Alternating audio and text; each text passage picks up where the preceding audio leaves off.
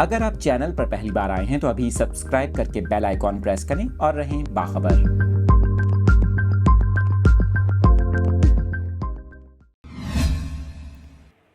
بحیرہ عرب میں موجود شدید سمندری طوفان بپرجوائے کے حوالے سے لیٹسٹ اپڈیٹس اپنے ناظرین کے ساتھ شیئر کر رہے ہیں۔ آپ کو بتا رہے ہیں کہ سمندری طوفان بپرجوائے کی شدت میں کمی ہوئی ہے۔ محکمہ موسمیات کے مطابق طوفان انتہائی شدید سے شدید میں تبدیل ہو چکا ہے، تاہم یہ اب بھی خطرناک رہے گا۔ محکمہ موسمیات کا یہ کہنا ہے کہ طوفان کے مرکز میں ہوا کی رفتار 180 کلومیٹر فی گھنٹہ ریکارڈ کی گئی ہے، جبکہ طوفانی سسٹم کے مرکز کے اطراف سمندر میں شدید طغیانی ہے اور لہریں 30 فٹ تک بلند ہونے لگیں۔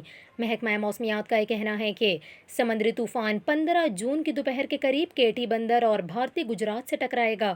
کیٹی بندر کو خالی کروا دیا گیا ہے، جہاں طوفان کل ٹکرائے گا۔ اس کے علاوہ بدین اور ٹھٹھا سمیت کئی دیگر ساحلی علاقوں سے بھی ہزاروں افراد کا انخلاء کر لیا گیا ہے۔ آپ کو یہاں پر یہ بھی بتائیں کہ چیف میٹرولوجسٹ سردار سرفراز نے بتایا ہے کہ سمندری طوفان ٹھٹھا سے 370 اور کراچی سے 360 کلومیٹر دور ہے۔ سردار سرفراز کے مطابق ٹھٹھا، سجاول اور بدین میں خاص طور پر آندھی اور تیز بارش ہوگی اور اس بارش کا پھیلاؤ تھرپار کر عمرکوٹ اور میرپور خاص تک ہوگا۔ اس کے علاوہ آپ کو بتائیں کہ سندھ کے یہ 6 اضلاع اس وقت حساس ہیں۔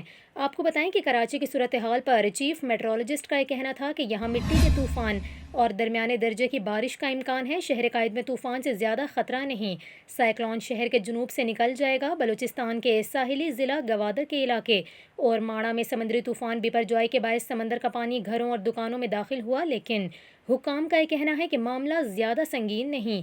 دوسری جانب آپ کو بتائیں کہ وزیر اعظم شہباز شریف کی زیر صدارت ہنگامی اجلاس ہوا۔ شہباز شریف نے ہنگامی امداد کے لیے کمیٹی بنا دی۔ وزیر اعظم نے سمندری طوفان بپرجوائے سے متاثرہ ساحلی علاقوں سے لوگوں کا مکمل انخلاء کرنے اور طوفان سے ممکنہ متاثرہ علاقوں کے لوگوں کو امدادی سامان کی فراہمی یقینی بنانے کی ہدایت کر دی۔